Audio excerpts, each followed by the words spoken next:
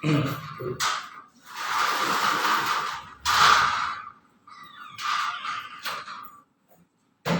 mulakan kuliah subuh kita pada pagi ini dengan kita sama-sama kuliah kepada Nabi Muhammad Rasulullah sallallahu alaihi wasallam. Wala tuqra'u Al-Fatihah. A'udzubillahi minasyaitonir rajim. Bismillahirrahmanirrahim. Alhamdulillahirabbil alamin. Ar-Rahmanir Rahim. Maliki yaumiddin. Iyyaka na'budu wa iyyaka nasta'in. Ihdinas siratal mustaqim. Siratal ladzina an'amta 'alaihim ghairil maghdubi 'alaihim waladdallin. Amin. Assalamualaikum warahmatullahi taala wabarakatuh. Alhamdulillah wahdah saraka wahdah wa nasara 'abdah wa 'azza jundahu wa hazama al-ahzaba wahdah. Asyhadu an la ilaha illallah wahdahu la syarika lah wa asyhadu anna Muhammadan 'abduhu wa rasuluh. Allahumma shalli wa sallim ala sayyidina wa nabiyina wa habibina wa maulana Muhammad imamil muttaqin wa qadil al-mujahidin wa ala alihi wa sahbihi wa man ta'a bi da'watihi wa sanna bi sunnatihi ila yaumiddin. Rabbi shrah li sadri wa yassir li amri wa hlul 'uqdatam min lisani yafqahu qawli. Subhanaka la ilma lana illa ma 'allamtana innaka antal alimul hakim. Wala haula wala quwwata illa billahil aliyyil azim. Allah Subhanahu wa ta'ala Al-Qur'anul Karim a'udzu billahi minasyaitonir rajim.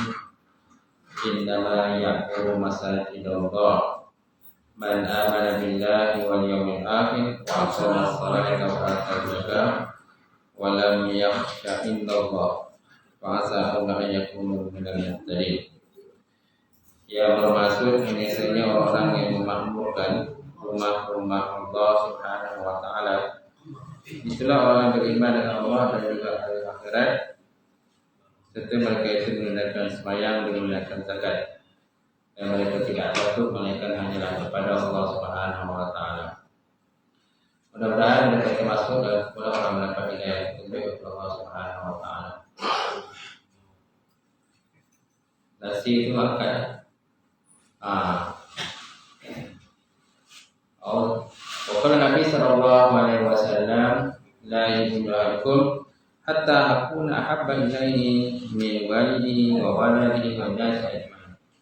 Yang bermaksud tidak sempurna masalah seorang kamu sehingga aku kata Nabi lebih kasihnya kepada ayahnya, lebih kasihnya kepada anaknya, dan lebih kasihnya kepada manusia semuanya.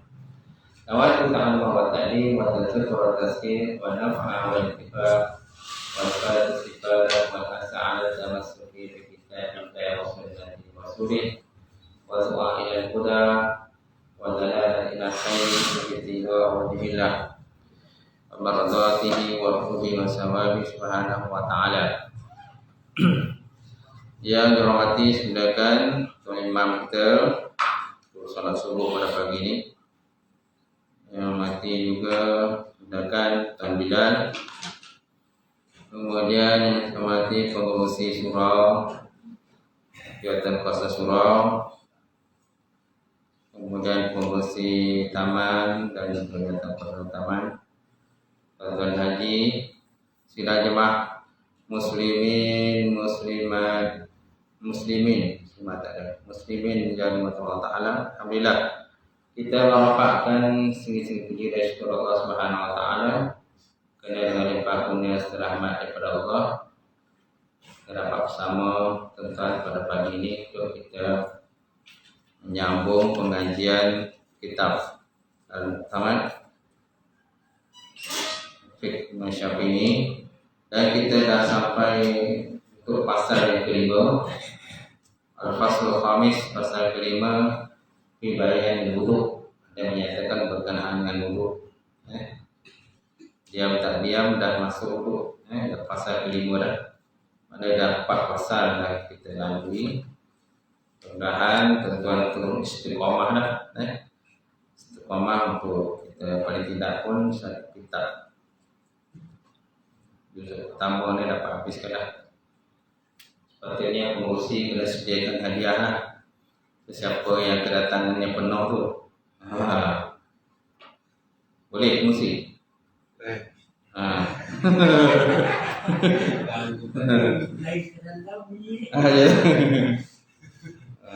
Yang kehadiran penuh kan, ataupun kehadiran 90% lah gitu.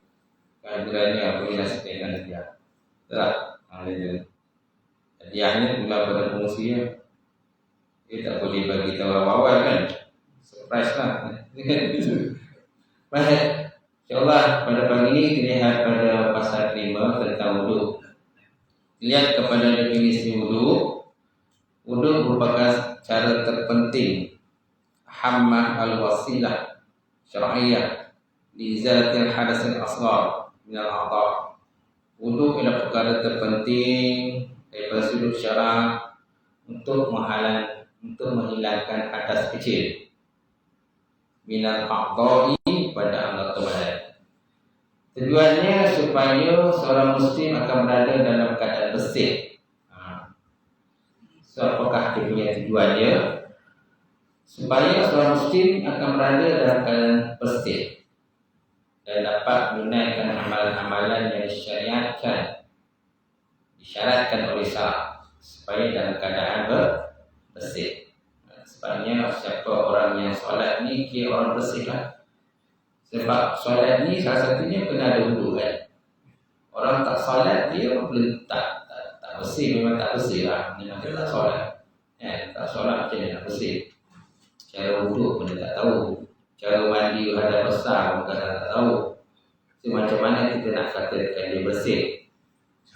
Bersih tu mungkin daripada sudut mata kasar kita nampak dia bersih lah. Dia mandi kan. Tapi mandi apa, kemudian mandi kita tak tahu lah. Perkara yang paling penting antara ini adalah mandi wajib dan juga wudu. Dan perkara ini merupakan benda wajib berdasarkan kepada kaedah la yatimu wajib illa bihi bahwa wajib. Tidak sempurna yang wajib itu kecuali dengannya pun jadi wajib juga. Dan kemudian daripada sudut bahasa, perkataan wudu diambil perkataan wata'ah. Wata'ah. Apa maksud wata'ah? Wata'ah maksudnya an-nizafah. Bersih. Ataupun nadarah. Nadarah ni maksudnya berseri. Kemudian dia maknanya bersinar. Itu maksud wudu tu. Jadi mana dia ambil perkataan wata'ah yang bermaksud an-nazafah, an-nadarah, an-dia, maksudnya benda yang bersih, bersinar, berseri dan itu dikatakan wudu. Jadi mana orang wudu ni, mana dia orang bersih, tahu? Kemudian dia orang yang berseri, bersinar lah. Bersinar, bercahaya lah muka dia. Dan besok dan akhirat besok orang beriman akan mudah dikenal. Antaranya adalah sifat wudu, bekasan wudu yang ada pada dia ketika dia makan wudu. Manakala perkataan wudu, wudu dengan huruf waw. Tadi wudu ni wadu. Manakala perkataan wadu dengan huruf waw yang berbaris fathah masih berada di atas, ianya adalah kata nama bagi air yang digunakan untuk wudu. Kalau tadi wudu dengan waw perlu didomahkan. Kalau waw domahkan, domah masuk bagi depan, ini bermakna an-nazafah, an-nadarah, wad-dia. Sedangkan perkataan wadu dengan dipatahkan waw, patah maksudnya bagi atas, itulah satu nama bagi air. Ismun lil ma'i alladhi yatawaddau bih. Satu nama bagi air yang seseorang itu berwudu dengannya. Yang digunakan untuk berwudu lah. Itu dikatakan sebagai al-wudu. Kemudian wudu daripada sudut syarak iaitulah kata kata nama bagi perbuatan berwuduk, iaitu menggunakan air pada anggota-anggota tertentu. Istikmalul ma' fi a'dha'il makhsusah, menggunakan air pada anggota-anggota tertentu. Itu adalah wuduk lah. Sebab wuduk ni bukan maknanya satu badan yang kita nak kena sapu, kan?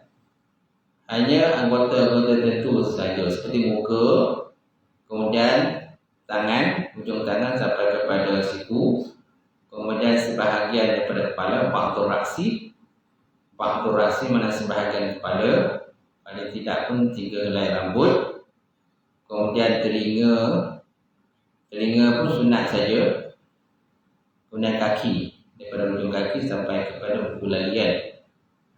Itu anggota wuduk yang wajib dibasuh. Sedangkan anggota lain itu tak termasuk anggota wuduk lah. Tapi kalau seorang itu berhadas besar, maka wajiblah dibasuh semuanya. Wajiblah mandi, kan? Kerana mandi hadas besar ni, dia punya rukunnya, yang pertama niat, yang kedua meratakan air kepada seluruh badan. Meratakan air pada seluruh badan. Itu dikatakan sebagai mandi hadas wajib, hadas besar ataupun mandi wajib. Ada di kalangan anak muda kadang-kadang dia tak tahu lah, tak tahu macam mana mandi hadas besar. Ini pun antara benda yang penting lah untuk kita tanya kepada anak muda ni. Kalau kita buat program kepada anak muda, kena tahu benda yang basic yang kita kena tanya ialah macam mana mandi hadas besar, macam mana akad wuduk. Kadang-kadang dia tak tahu. Sebab apa? Dia memang dia tak semayang. Macam mana dia nak berwuduk?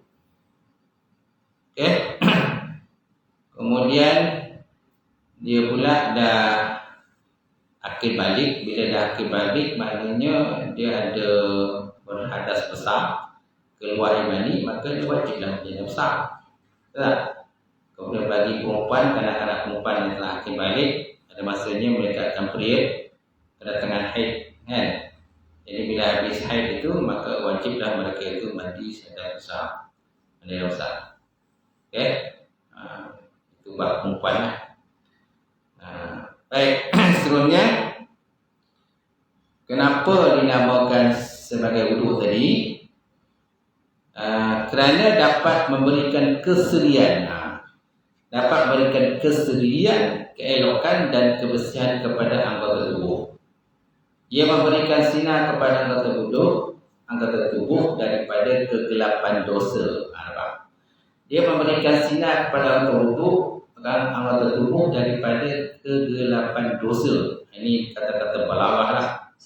Kalau kita mengaji bab balaghah, bab majaz, bab bayan, mani, isti'arah, musyabbah, musyabbih, kan? Bab kata kinayah dan sebagainya. So dia akan jumpalah kata-kata yang begini. Maknanya wuduk itu dia memberikan sinar kepada anggota tubuh daripada kegelapan dosa. Seolah wuduk itu macam boleh menghapuskan dosa lah, macam tu. Baik, kemudian bagi wuduk terdapat beberapa syarat, kewajiban dan sunat-sunat. Kita lihat kepada pensyaratan dulu. Allah Subhanahu wa taala berfirman dalam Quran, ya ayyuhallazina amanu idza kuntum ilas shalah faghsilu wujuhakum wa aydiyakum ilal marafiq wamsahu bi ru'usikum wa arjulakum ilal ka'bayn. Yang bermaksud ya ayyuhallazina amanu, wahai orang beriman, idza kuntum ilas shalah, apabila kamu berdiri untuk melakukan salat, faghsilu wujuhakum, maka nak kamu bersihkan akan wajah-wajah kamu. Bersihkan wajah kamu, wa aydiyakum, dan tangan kamu. Basuh oleh kamu akan wajah kamu dan tangan kamu ilal marafiq, sehinggalah kepada siku. Wamsahu bi ru'usikum, dan sapu oleh kamu akan kepala-kepala kamu. Wa arjulakum, dan kaki-kaki kamu ilal ka'bayn, sehinggalah kepada buku ladi. Jadi dalam ayat ini terdapatnya perintah Allah Ta'ala kepada orang beriman. So kalau kita nak jadi orang beriman, kena ikut ni lah. Dia tak sebut ya ayyuhan nas, wahai manusia. Kalau manusia, dia mencakupi orang beriman dan orang kafir. Tapi kalau dia ibaratkan dalam ayat itu, ya ayyuhallazina amanu, orang-orang yang beriman, mana ditujukan kepada kita orang beriman. Sebenarnya kalau orang yang tak solat ni tak termasuklah. Kalau ikut pada ayat ini, dia tidak akan termasuk. Sebab dia tuju hanya pada orang yang beriman saja. Ya ayyuhallazina amanu. Jadi kalau kita lakukan apa yang disuruh ini, maka kita masuklah menjadi orang beriman. Kalau orang yang tak solat, macam mana kita nak katakan dia beriman? Macam mana? Susah kan? Walaupun mungkin dalam hati dia adalah iman itu. Paling tidak pun dia nak kahwin esok, mungkin imam suruh dia bersyahadah lah. Kalau nak kahwin kan, okay, sila mengucap. Kan? Nak tak nak dia kena mengucap lah. Walaupun sebelum ni memang dia jarang mengucap. Sebab apa? Dia tak semayang, so dia nak mengucap. Kan? Itu. Iza kuntum ila shalah, apabila kamu mendirikan semayang. Dalam ayat ini dia menggunakan perkataan fi'il madhi. Kuntum. Iza kuntum, qama, qamu, qamat, qamata, kumna, kumta, kumtuma, kuntum. Kalau ikut pada ayat ini, kita terjemahkan iza kuntum, apabila kamu telah mengerjakan solat. Iza kuntum ila solat, apabila kamu telah mengerjakan solat, baru kita kena basuh muka. Tetapi walaupun dia menggunakan fi'il madhi, perbuatan telah berlaku, tetapi dia bukan bermakna perbuatan telah berlaku, tetapi dia adalah berzaman hal ataupun istiqbal, zaman sekarang ataupun akan datang. Sebab semayang belum buat lagi. Sebabnya dalam ayat ini dia menggunakan penambahan perkataan ila. Kan, apabila kamu nak mengerjakan sembahyang, ila kan, ila berzaman hal ataupun istiqbal, ila berzaman sekarang ataupun akan datang. Okay?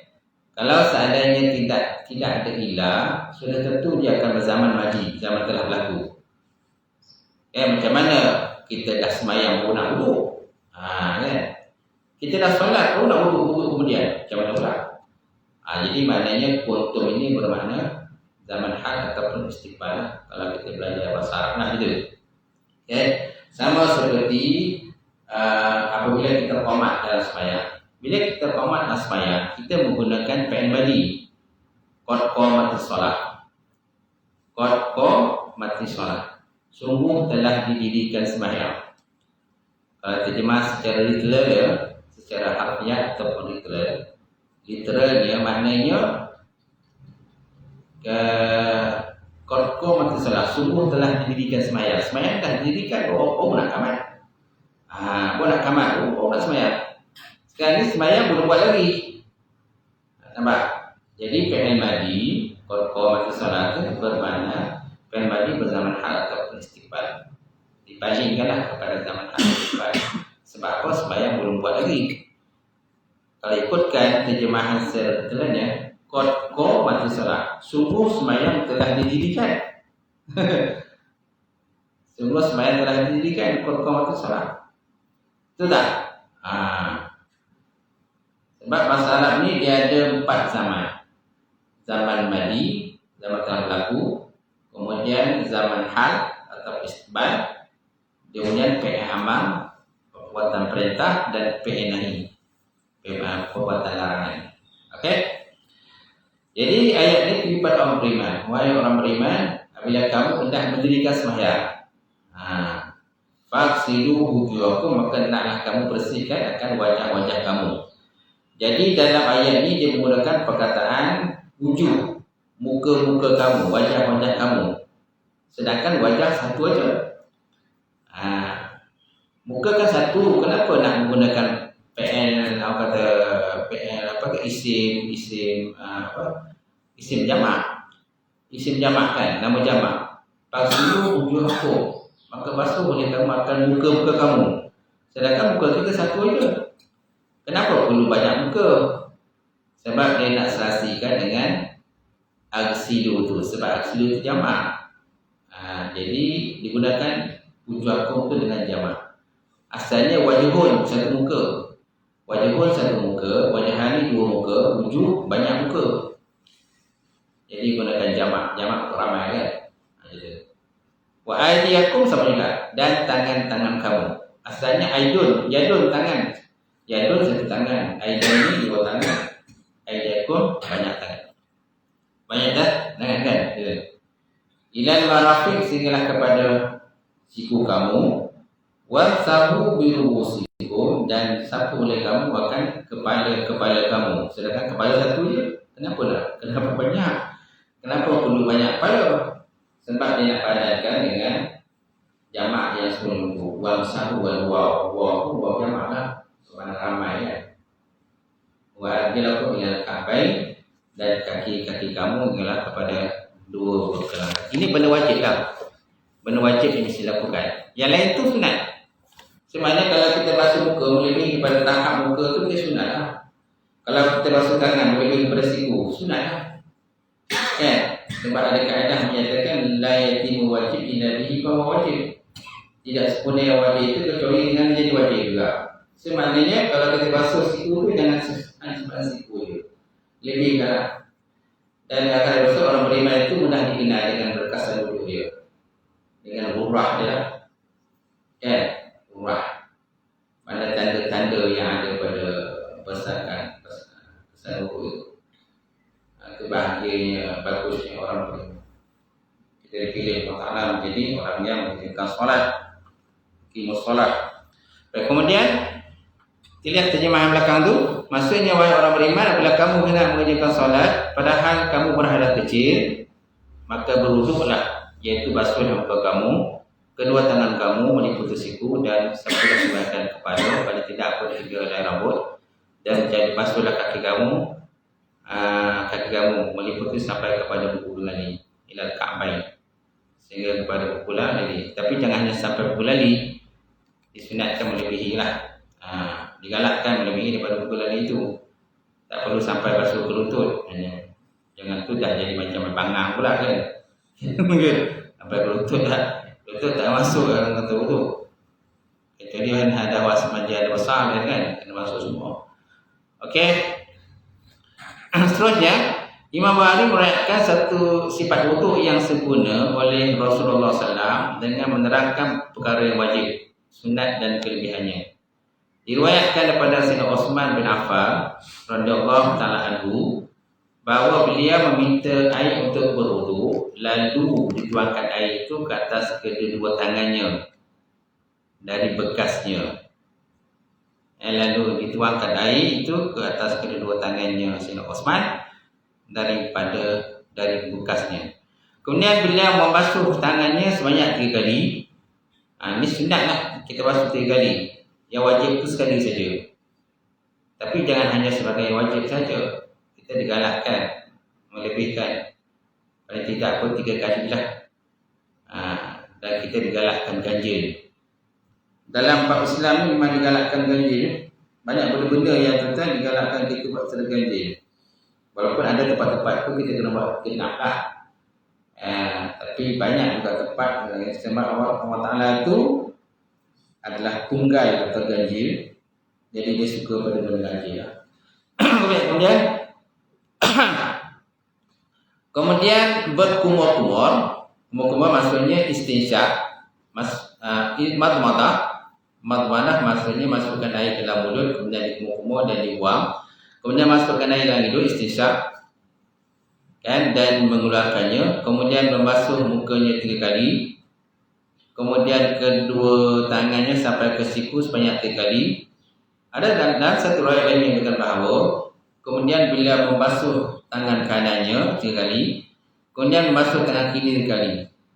Kemudian beliau menyapu kepala. Kemudian membasuh setiap kaki 3 kali.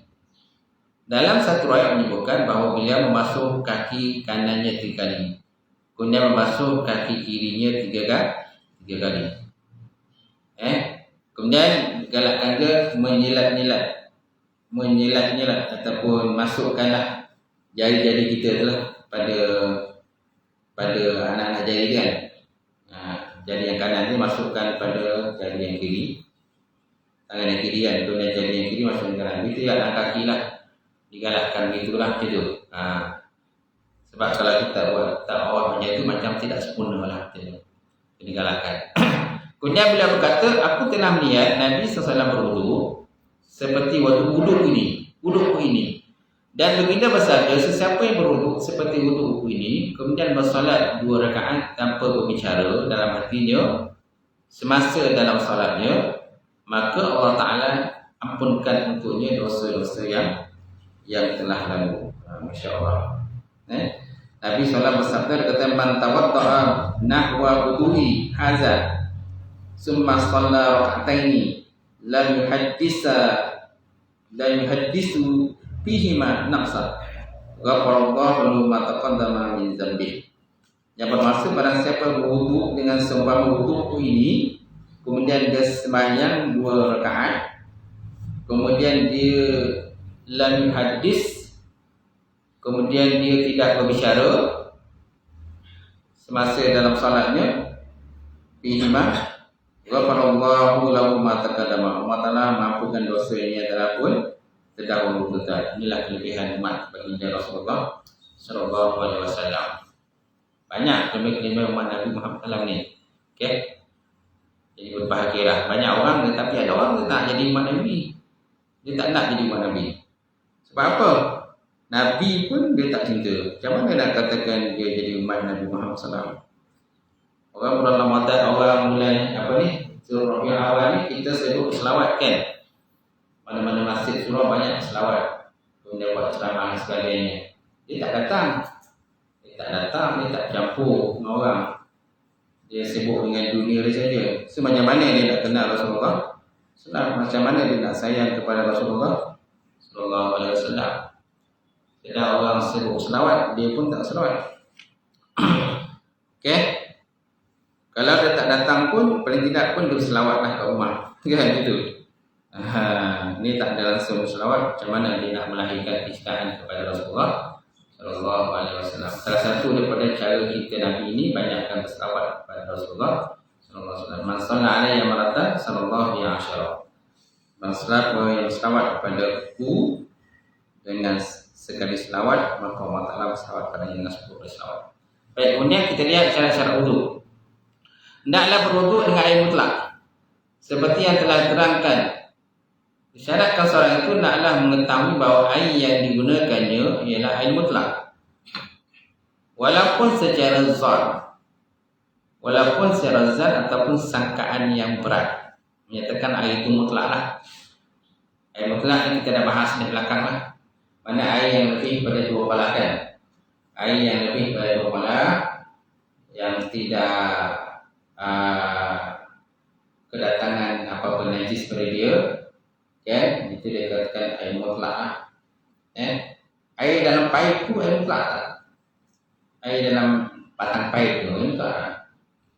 Air mutlak kan? Walaupun dia batang paip, tapi dia air mutlak lah. Air batang paip tu mutlak lah. Cuma dia panjang macam tu sampai ke wapau tu lah. Batang paip tu kan? Tapi kalau dikumpulkan air itu, dia lebih pada 2 palak. Lebih 2 palak, maka dia sebagai air mutlak. Gitu. Air yang telah bercampur, maka dia bukan air mutlak. Dia jadi mustakmal. Apalagi kalau air itu kurang pada 2 palak kan. Macam yang kita dah bahas sebelum ni. Baik, yang kedua, tiada penghalang sampai air ke anggota wuduk.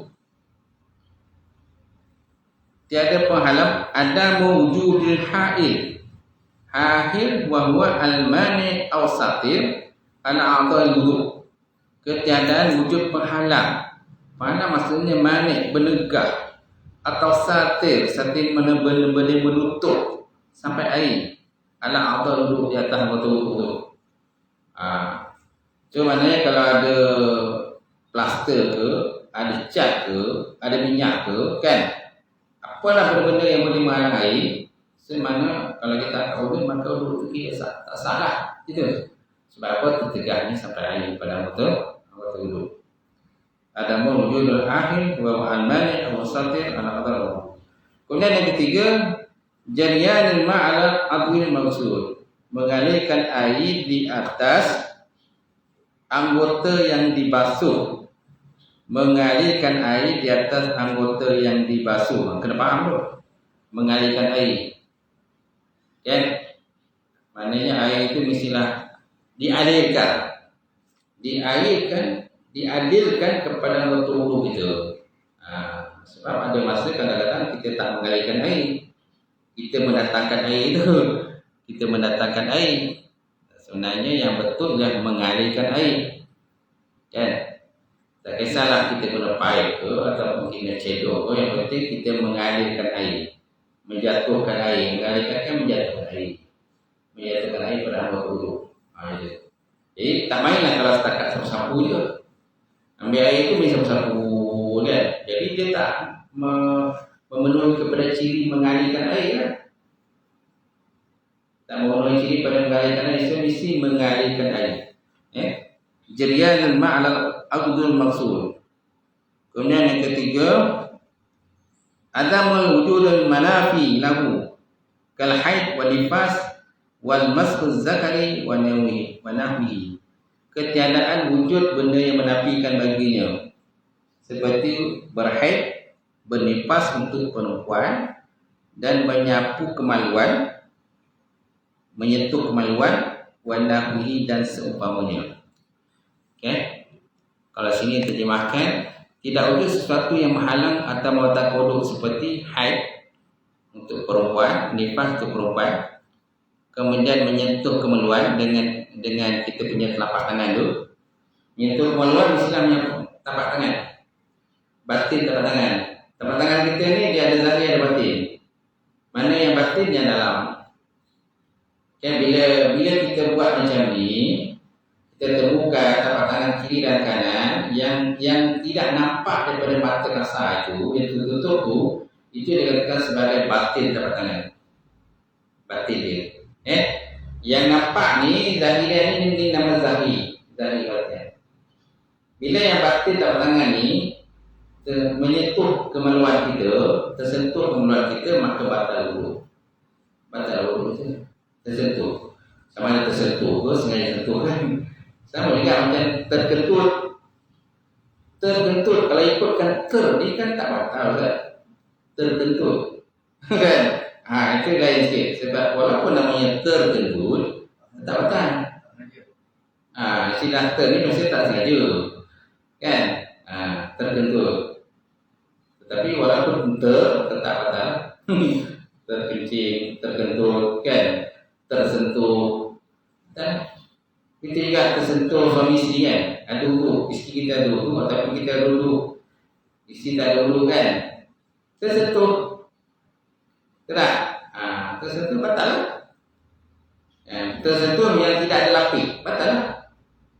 Terpegang tangan dia ke kan.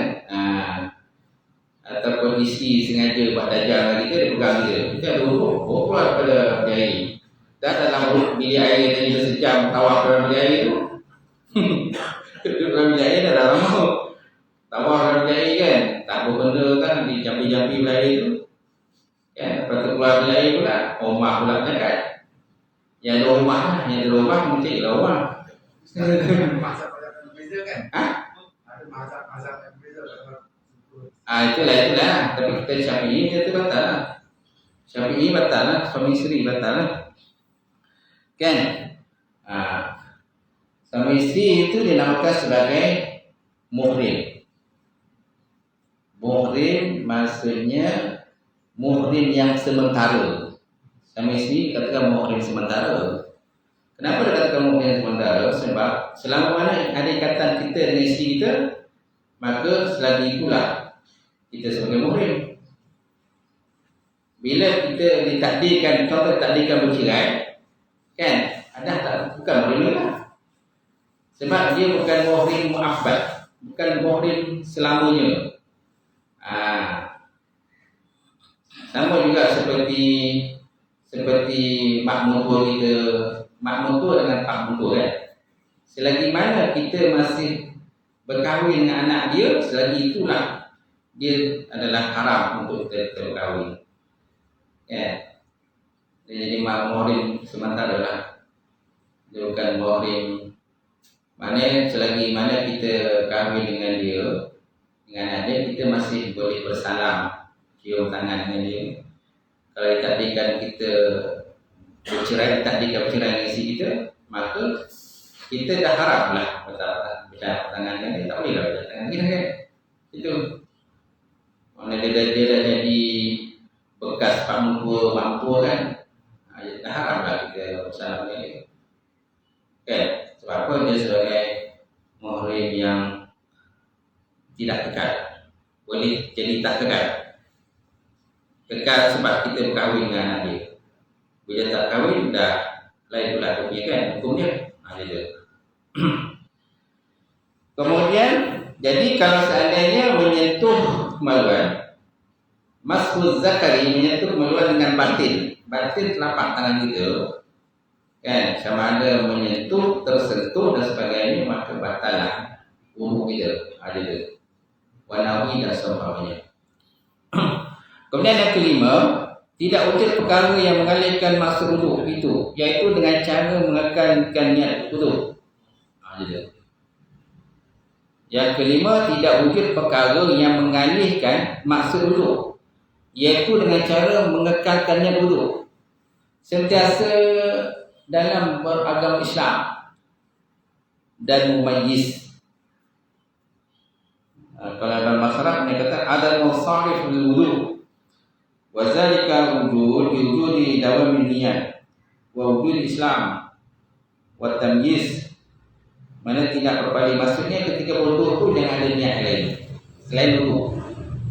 Sama juga dalam solat kan, kita tidak boleh memasang niat ketika dalam solat itu untuk melakukan benda-benda yang selepas daripada solat. Contohnya tengah solat ni, lepas solat kan aku nak buat ni, aku nak pergi kedai, aku nak cari makanan, kan?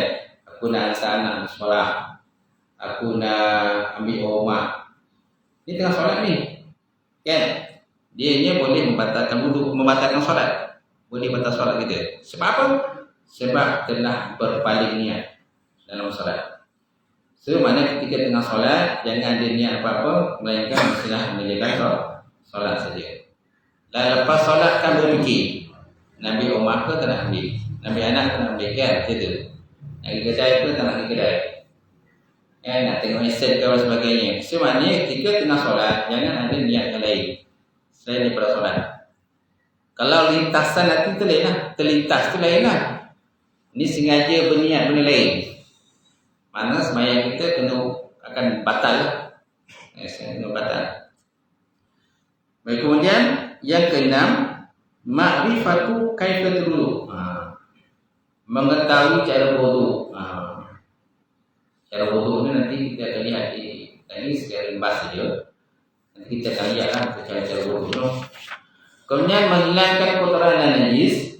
Apa saja najis yang ada pada kita naklah kita hilangkan dahulu. Sebenarnya kalau kita dah wudu tiba-tiba keluar najis dengan wudu ni, ataupun dah berwudu dengan manusia ni, maka wudu kita batal lah. Wudu batal kan? Betul? Wudu kita batal, maka kena ambil wudu semula. Jadi, okay? Kemudian betul tak batal wudu? Itu keluar daripada dua jalan. Al-kharij minas sabilaini, sama ada tubur atau kubur, sama ada jalan depan atau belakang. Ini antara perkara batalkan wudu. Lepas tu an-naum, tidur yang tetap, yang tidak tetap papan punggung, maka dia batal wudu. Kemudian yang ketiga zawalul akli, hilang akal, batal wudu. Kemudian lamsun nisa, menyentuh perempuan, batal wudu. Kemudian 5 mashul farji, menyentuh paras kemaluan. Ini termasuk perkara batal wudu yang akan datang. Baik, kemudian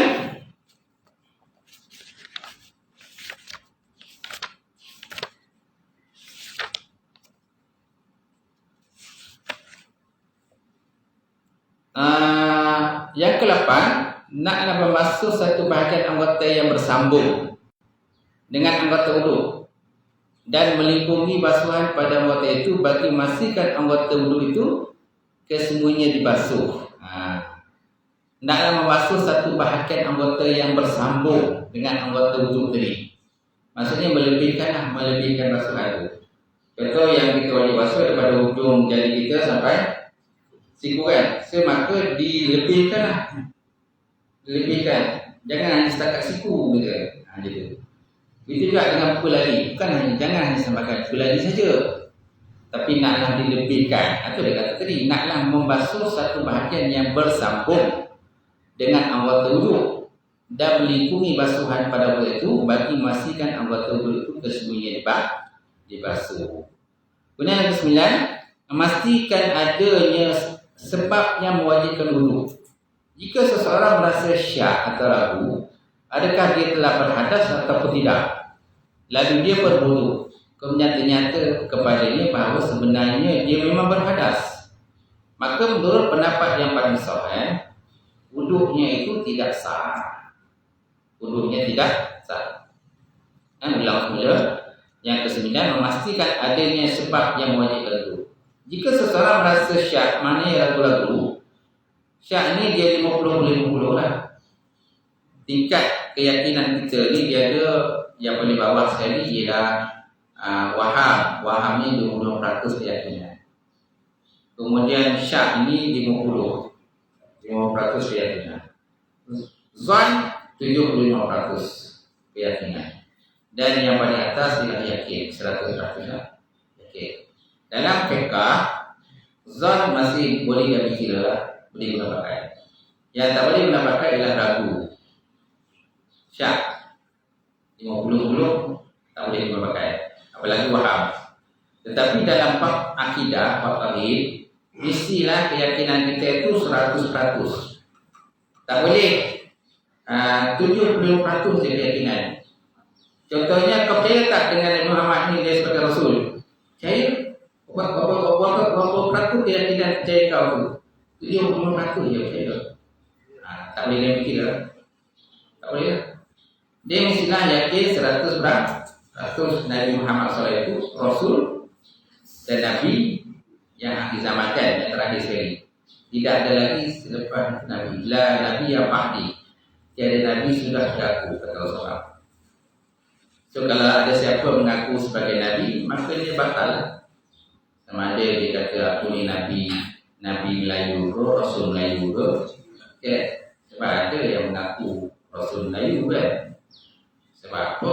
Sebab orang Melayu tak ada Rasul. Pandai pula tu dia menghujah Al-Quran. Dikuli umatin Rasul. Pada setiap umat tahu Rasul dia. Dikuli umatin Rasul. Setiap umat mesti ada Rasul dia. Dia hujah ayat itulah. Jadi kita ni umat Melayu ni kena ada Rasul lah. Jadi dia declare lah. Dia buat declaration, akulah Rasul Melayu lah. Gitu. Sebab orang tak mengaku dia sebagai Rasul, biar aku declare sendiri aku Rasul. Gitu. Senang. Kalau dia tu semua orang boleh mengaku dia Rasul. Kan? Sebab ada orang nama dia Rasul. Muhammad Rasul dia nama dia. Ada Muhammad Rasul. Tak? Kan senang, dia dah nama pun dah Rasul. Nama dia Muhammad Rasul. Baik. Kemudian yang ke-9, ayat ke-10, naklah didahului oleh istinja dan pembersihan bagi mereka yang perlu berbuat demikian.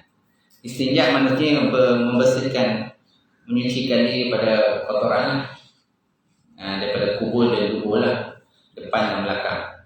Kemudian ke-11, bagi orang yang berwudu kerana darurat seperti orang yang kencing tidak tus dan perempuan yang kedatangan haid, darah haid istihadah, dan istihadah ini darah penyakit, maka disyaratkan masuk waktu solat terlebih dahulu sebelum berwudu. Kan ada orang yang kencing tak tus maksudnya asyik keluar yang kencing dia. Asyik keluar ya. Dia ada penyakit lah, kencing tak tus. Istilahnya salsul bul. Salsul bul. Salsul maknanya, mana salsul ni dia berterusan. Sasalah ni sekadar salsilah. Benda yang bersambung-sambung kan, salsul. Bul tu kecil lah. Sim lam, alif lam ba waw lam. Al-bul ni kecil. Salsul ni silsilah, salsilah. Mana benda bersambung-sambung. Kecil pun tak habis-habis satu je.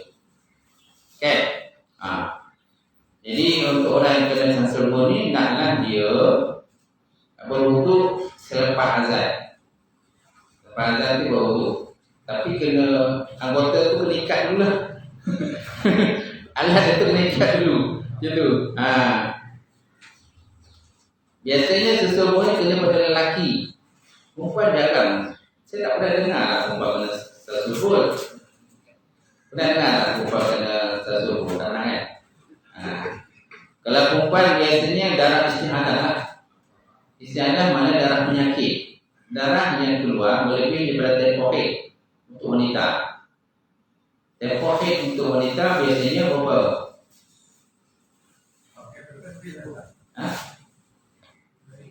15 hari. 15 hari kan? Okey, paling lama 15 hari lah tempoh lah. Tempoh yang paling singkat sehari semalam. Tempoh yang paling kejap untuk perempuan berhaid ialah sehari semalam. Ada yang menyatakan 1 detik. Sedetik je dia punya tempoh dia. Ada yang paling panjang ialah 15 hari lah. 15 hari. Itu tempoh itu bagi wanita. Itu kena tahu tu. Kalau awam ayah kena tahu berapa sikit kena ada dia. Sebab ada nak ada kadang-kadang dia ngelat tak nak sembahyang. Tu kira dia punya tempoh dia. Bahaya bila kan? Kira. Penggiraan dia. Jadi maknanya kalau dia dah lebih 15 hari tempoh itu, maknanya yang datang itu darah istihadah, bukan darah haid lagi, darah penyakit. Bila darah penyakit ni dia kena sembahyang juga. Bila datang darah penyakit kena sembahyang sebab dia dah habis pada tempoh haid. Cuma dia kena alat dia tu kena tutup lah. Kena buat macam mana tutup supaya jangan keluar darah. Sama juga dengan lelaki yang salsul bul yang kedatangan kencing yang tak kos ni. Maknanya bila azan dah masuk kan. Sebab lelaki dia tak ada kedatangan haid. Kan? Ada tak lelaki datang haid? Kenapa tak sembahyang ni? Aku datang haid. Ya, ada. Tak ada kan? Kemudian perempuan pula dia ada tempoh tertentunya dia akan habis haid. Namanya apa? Menopause ini untuk perempuan yang kena kehabisan haid. Dia tak akan datang haid lagi dah. Sebab dia ada tempoh tertentunya lah. Contohnya umur dia 50 tahun ke ataupun 40 tahun lebih, 45 tahun mungkin dia dah menopause. Dia tak ada kedatangan haid lagi. Sebenarnya dia sentiasa suci saja. Perempuan yang tiada menopause dia sentiasa suci. Dan perempuan ni, separuh orang perempuan dia suka kalau dia tak ada haid. Sebab apa? Dia dapat menjaga solat, dia dapat menjaga ibadah mudah. Sebab kalau dia berhaid, dia akan ada tempoh tertentu yang boleh menghalang dia daripada menjalankan sembahyang. Ada separuh daripada perempuan pula dia tak suka kalau dia menopause sebab dia malas sembahyang. Kalau dia ada haid dengan nifas ni, dia lagi solat lah. Oh, dapat cuti, dapat ABC dia tu. ABC tu apa? Allah bagi cuti. Solat dia. Sebab dia memang malas sembahyang. Bila keadaan haid dia malas suka solat. Bagi sebuah orang pula dia tak suka keadaan haid. Sebab apa? Dia akan menghalang dia pada sembahyang. Bila dia merokok tu dia solat. Solatnya kan? Tak ada haid ni. Nampak? Faham kan?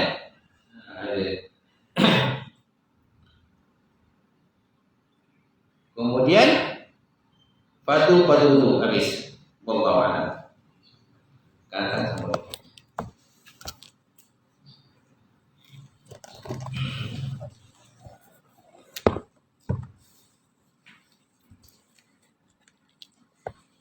Satu lagi kitab apa tu? Soal agama tu.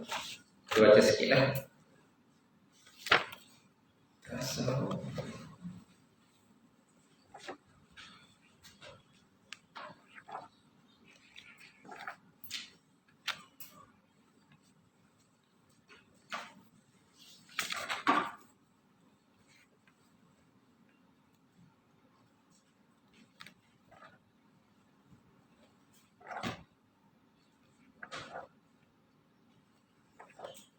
Muka surat? Hah? Oh? Oh, 9. 6? Ah. Tak bodong kan. 99 ada? Okey. Tadi dia? Salah 26. Okey, apakah yang dimaksudkan makna zahir dan batin tu? Betul tak? Okey. Dia si batin ni istiqamah ni kali ni. Ni abang Zain dah sediakan hadiah ke siapa yang istiqamah ngaji ya? Ada catat tak kehadiran? Tak ada. Bagilah ke plakat. Oh, so tu kan. Cadangan je.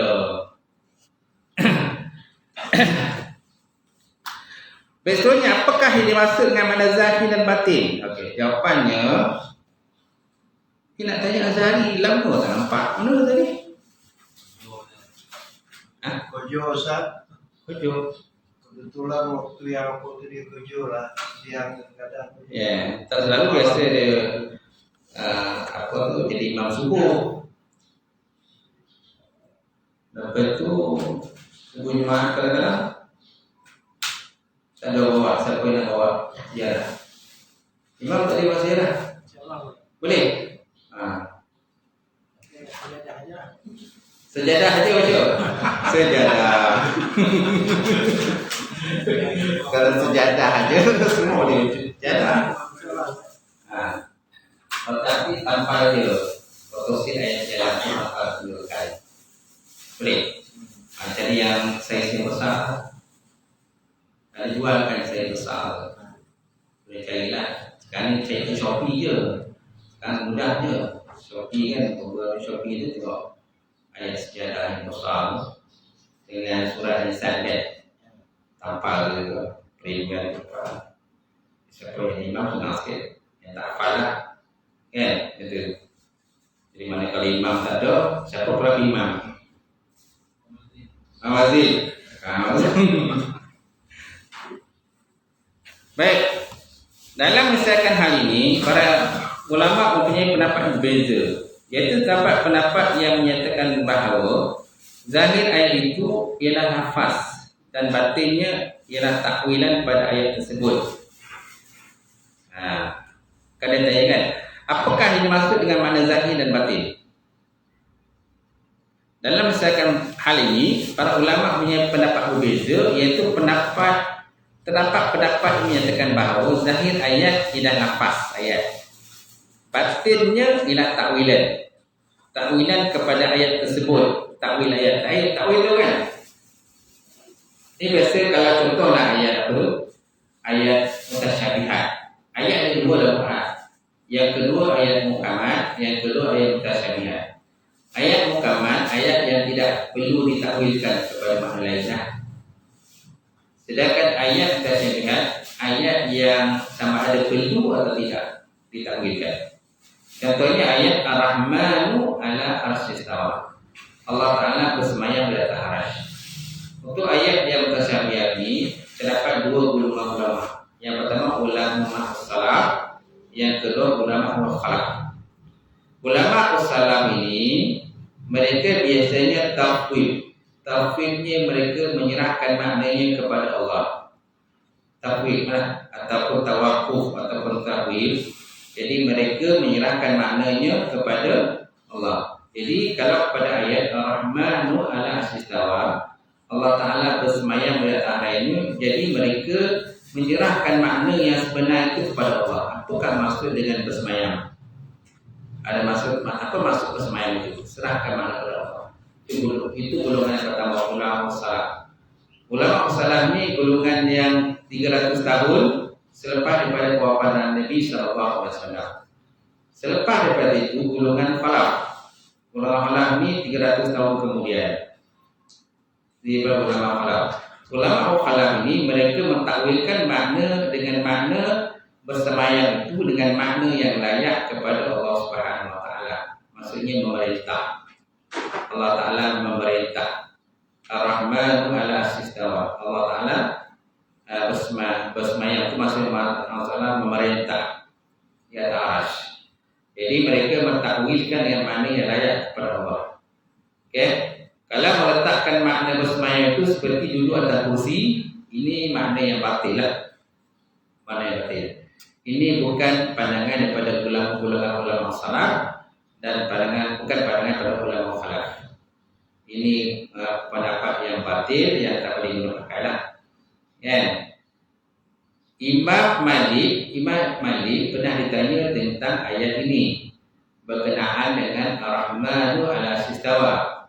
Allah Ta'ala bersemayam ke atas. Apa jawapan daripada Imam Malik? Dia kata al-istiwa maklum, wa kaifa majhul, dan wa imamu bihi wajib, wa su'alu anhu bid'ah.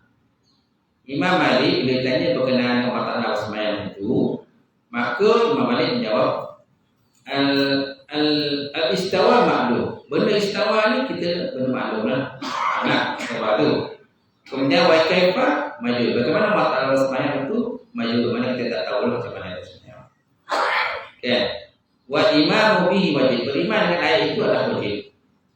Wa su'alu anhu bina. Bertanya tentang perkara itu adalah hukumnya bina. Itu pendirian dan pandangan daripada Imam Malik lah berkenaan dengan perkara ayat-ayat tasyabihat. Ini istilah ulama kena takwil lah, mana takwil. Okey. Takwil ni maknanya kita membandingkan sesuatu makna pada ayat-ayat Quran itu dengan makna yang sesuai. Bukan main hentam, main tala kan. Main tala yang perasaan. Berarti aku nak terjemah dengan aku. Banyak kalau orang sesat macam tu lah. Banyak manusia sesat sebab apa? Dia meletakkan makna-makna sesuatu ayat itu secara harfiah saja, secara zahiriah saja. Dia tak lihat pada tafsir. Sebabnya kita kena lihat tafsir Al-Quran. Tafsir banyaklah. Kita ada tafsir Al-Qasir ada, tafsir Tabari ada, tafsir Qurtubi ada, tafsir Amuni ada, tafsir Sarhaji ada, tafsir Rahman ada. Tafsir Rahman itu yang paling ringkas kan. Tafsir Rahman itu kan, itu yang kalangan Malaysia itu tafsir Rahman. Tapi jangan lihat tafsir Rahman ini, kena lihat tafsir lain juga. Maksudnya itu berkenaan takwil ayat tadi. Jadi dalam menyelesaikan hal ini, para ulama punya pendapat berbeza. Iaitu terdapat pendapat yang menyatakan bahawa zahir ayat itu ialah nafas. Zahir ayat itu nafas lah. Dan batinnya ialah takwil. Takwilan pada ayat tersebut. Abu Ubaidah pula berpandangan bahawa yang dimaksudkan zahir ialah kisah-kisah yang diceritakan Allah Ta'ala tentang umat-umat terdahulu dan akibat yang menimpa mereka, atau dengan lain perkataan, perkhabaran tentang kemusnahan umat-umat terdahulu. Itu dikatakan sebagai zahir ayat. Cerita-cerita lah, kisah surah Awliya, kisah surah Anbiya, kisah Nabi-Nabi dan Rasul-Rasul, kisah umat sahabat, kisah umat yang terdahulu. Banyak ceritakan dalam Quran supaya kita mengambil pengajaran lah terhadap kisah-kisah tersebut. Kisah umat Nabi Musa, kisah umat Nabi Isa, kisah Nabi Ibrahim, kisah Ashabul Kahfi, kisah kaum Nabi Lut, kisah Nabi Nuh, kisah Nabi Adam dengan Iblis, semua terdapat kan? Banyak kisah Nabi Yusuf. Kalau kisah Nabi Yusuf lah satu surah tu kisah Nabi Yusufnya daripada A sampai Z. Semua kisah Nabi Yusuf saja. Dia tak akan masukkan dengan kisah yang lain, Nabi lain. Sedangkan kisah Nabi Adam banyak ayat. Ada ayat sini, ada ayat situ, ada surah situ, surah sini kan. Itu kisah Nabi Adam. Kisah Nabi Musa pun juga banyak surah, banyak ayat. Kerana kisah kisah Nabi Musa. Kisah Nabi Nuh pun gitu juga. Dia tidak letak dalam satu surah itu kisah dia saja tak ada. Tak ada satu surah kisah dia tak ada. Macam Nabi Yusuf ni satu surah itu kisah dia saja. Okay. Kemudian kisah Zulkarnain. Kisah Zulkarnain dia tidak berada di semua surah. Dia hanya ada surah pada surah Al-Kahfi saja. Kisah Zulkarnain. Kemudian kisah apa lagi? Ashabul Kahfi. Kisah Ashabul Kahfi itu hanya berada dalam surah Al-Kahfi saja. Dia tidak ada dalam surah-surah yang lain. Sedangkan kisah Nabi Adam banyak surah kan? Banyak surah. Itu kita kena faham lah. Manakala batinnya pula, segala bentuk pengajaran yang dapat diambil oleh golongan yang terkemudian agar tidak melakukan sebagaimana dilakukan oleh umat terdahulu, sehingga boleh menyebabkan mereka itu akan menerima nasib yang sama sebagaimana umat-umat terdahulu lah.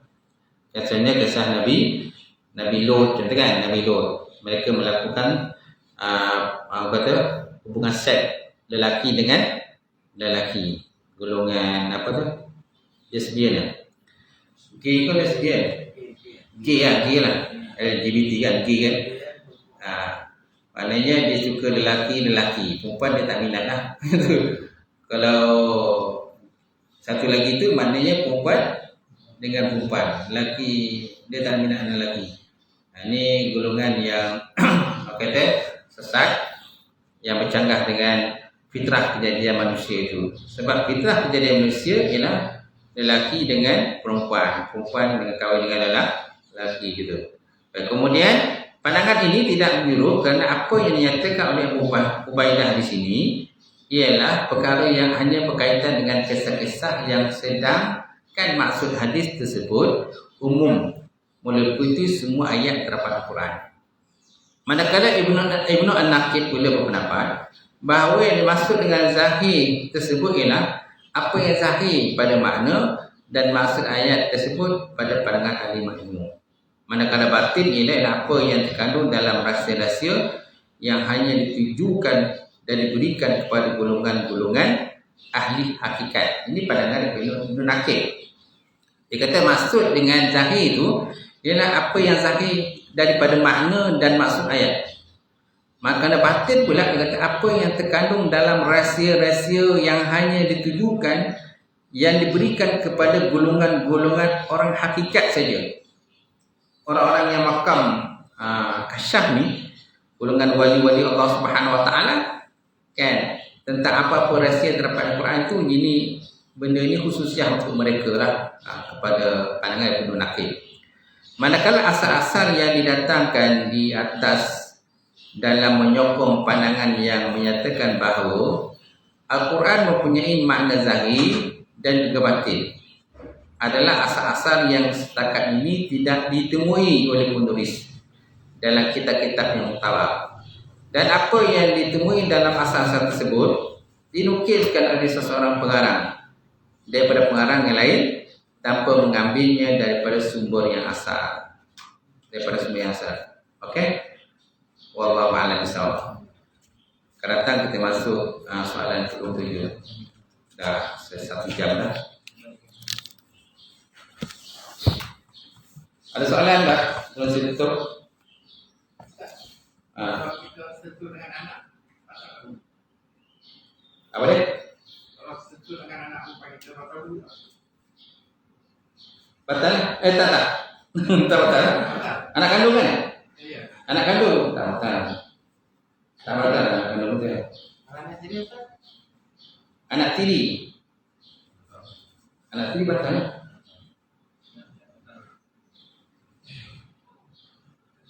Betul, anak tiri kan? Anak tiri itu batal. Anak kan batal. Kalau dia dah akil balik kan batal. Kan? Dia nak angkat kita. Kalau setuju dengan perempuan bangsa lain, Bangsa lain. dia apa? Sama batal.